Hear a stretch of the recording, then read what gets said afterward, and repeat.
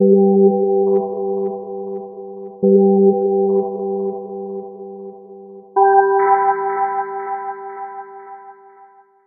the first lesson of this chapter, we talked about the problem-solving plan, and step 2 of the problem-solving plan is to make a plan. So we're going to expand on that a little bit in this lesson, and we're going to talk about 4 common strategies for solving non-routine problems.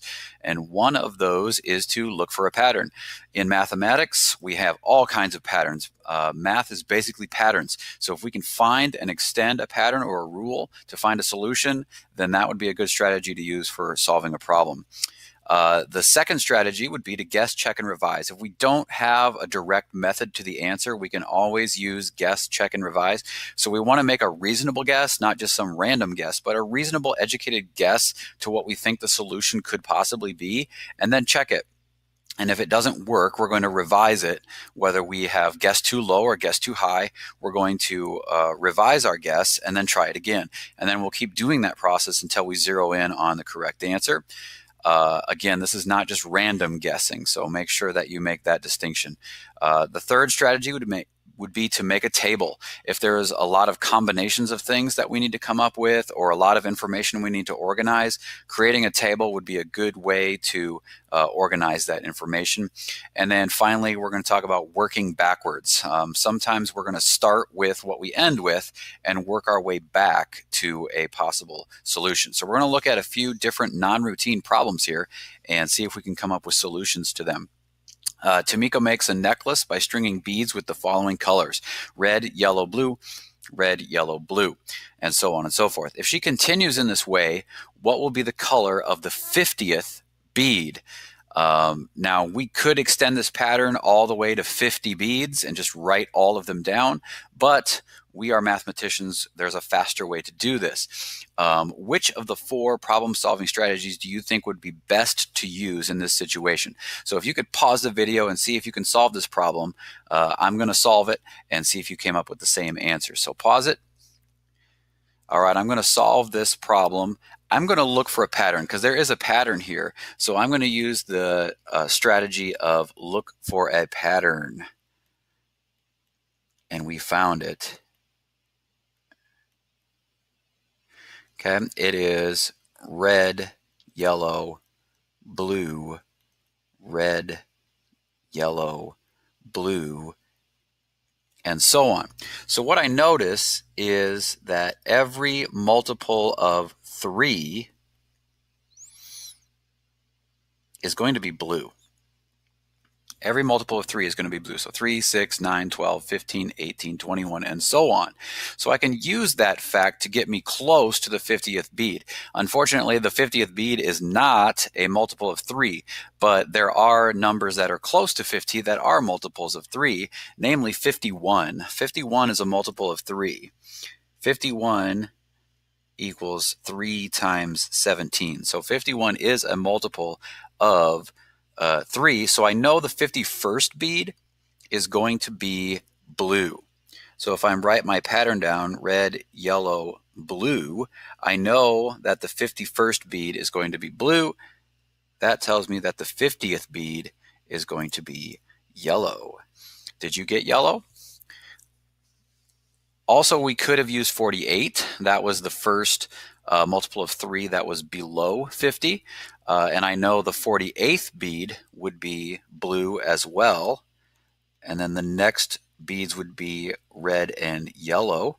So 48th, 49th, 50th. Either way, we come to the same conclusion that the 50th bead was going to be yellow.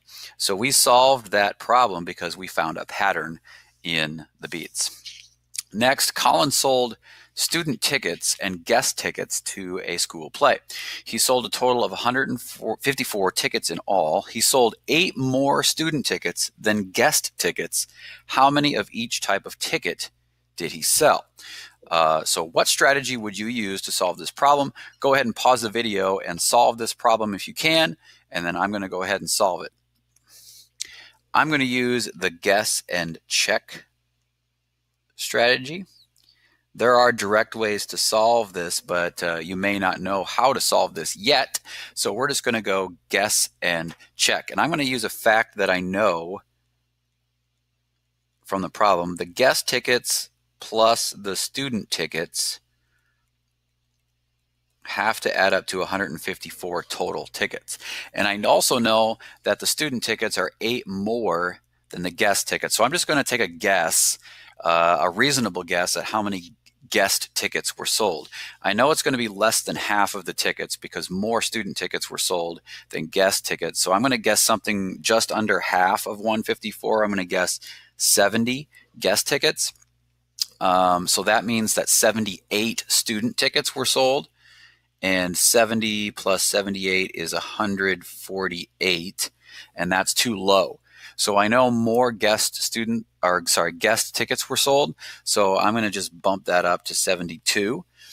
If 72 guest tickets were sold, that means 80 student tickets were sold.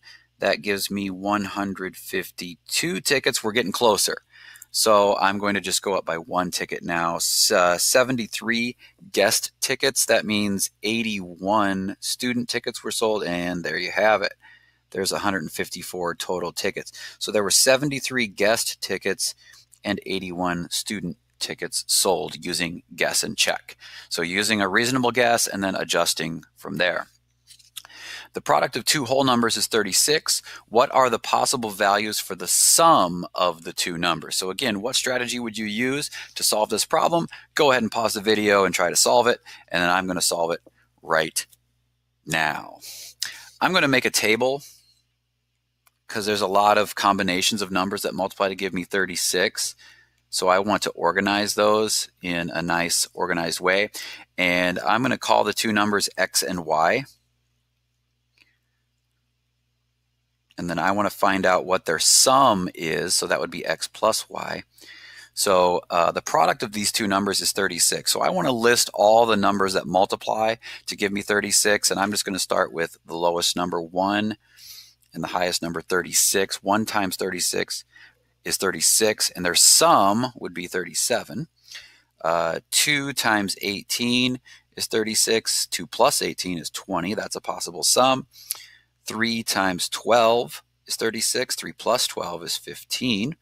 4 times 9 is 36. 4 plus 9 is 13. And 5 does not go in. 6 times 6 is 36. And their sum is 12. And then we're done, because then I would just start repeating all the other sums that I've already got. So here are all the possible sums of the factors of 36. So making a table was a nice way to organize that information. Some passengers boarded a bus at the bus station. At the first stop, 9 more passengers boarded the bus. At the second stop, half of the passengers exited the bus. This left 12 passengers on the bus. How many passengers boarded the bus at the bus station? So again, what strategy are you going to use to solve this problem? Pause the video and see if you can come up with the answer. I'm going to solve it right now. I'm going to actually work backwards from the end of this story to the beginning. I know I ended with 12 passengers on the bus. So that's what I'm going to actually start with. I'm going to start with the 12 passengers that I ended with, and then I'm just going to work my way backwards. So I'm starting here, and now at the second stop, half of them exited the bus. So that means I had twice as many as 12 before that step. So I'm going to just multiply this by 2, and that gives me 24. So now I've got 24 passengers on the bus before the second stop. So at the first stop, 9 more passengers boarded the bus. So that means before that, I had 9 less passengers. So I'm going to take 9 away, and that gives me 15. And then that takes me back to the beginning of the problem. So there were 15 passengers at the beginning of this problem. So I worked backwards from the end. So there you have it, 4 different strategies for solving non-routine problems. Hopefully you can work some of those into your strategies as well.